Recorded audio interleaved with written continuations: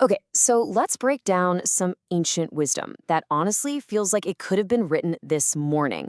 We're diving into a guide for how to deal with a world that often just feels, well, unfair. But this isn't just about surviving that unfairness, it's about actually thriving, using a blueprint that's literally thousands of years old.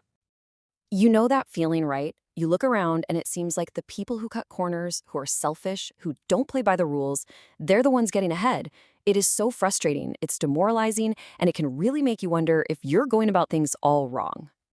Well, believe it or not, this very modern feeling is the exact problem that an ancient text, Psalm 37, was written to address. I mean, its very first line hits that feeling of frustration and envy right on the head. What's so amazing about this is that the psalm doesn't start by scolding you or giving you some impossible command. No, it starts by just acknowledging that raw human emotion, that stress and anger we all feel when we see injustice getting rewarded. It totally meets you right where you are. And here's the crucial point. The problem isn't just that other people are doing bad things. The real warning in the psalm is that our own reaction, this constant fretting, is the actual trap.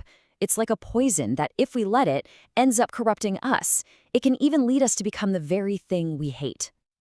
So to help us make sense of all of this, the Psalm lays out a really clear framework.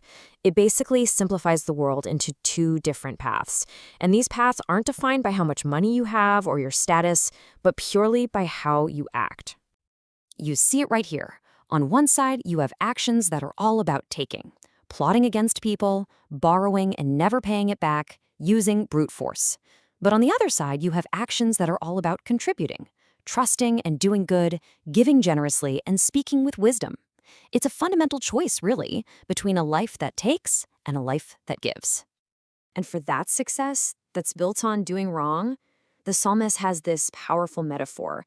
It might look bright and green for a moment, like fresh grass, but it has no roots. It's fragile, it's temporary, and it's absolutely destined to wither away. And of course, these two paths lead to two totally different destinations. The text is pretty blunt about it. The power of the wicked gets broken. They have no real future. The righteous, on the other hand, are held up, and their legacy lasts. So, what exactly is this inheritance they're talking about? Right, so what is this inheritance that the psalm keeps promising over and over again? It's the central reward, the big prize for choosing the right path. Now, this isn't about buying property or anything like that. It's a metaphor. To inherit the land means to find this deep sense of security, stability, and peace. It's about building your life on a solid foundation, having a kind of lasting prosperity that can't just be knocked over. And the psalm paints such a vivid picture of what this life looks like. It's not just about money. It's the security of a safe pasture, the deep satisfaction of peace and prosperity, the confidence that comes from your steps made firm, and, wow, the profound comfort of knowing you will never be forsaken. It's really a complete vision of what a truly good life looks like. Okay, so if that's the goal, how do you actually get there? Well, the psalm doesn't just describe the problem and the promise, it gives you a practical playbook, a set of actual instructions for how to live your life. What's so interesting is how internal these instructions are. They focus completely on what you can control. First, trust the process. Second, be still and wait patiently. And that's an active choice not to get worked up by what others are doing. Third, get a handle on your own anger. And finally, this simple but incredibly powerful one, turn from evil and actively do good. Do you notice how none of those steps say anything about changing someone else's behavior? It's all about you. And to really drive this advice home, the author gives this incredible personal testimony. It's a whole lifetime of observation, boiled down to one simple, powerful conclusion. This playbook works. The path of integrity, in the end, leads to a life of security. So the heart of this entire strategy is really just a radical shift in focus. Stop looking sideways at what everyone else is doing. Look inward.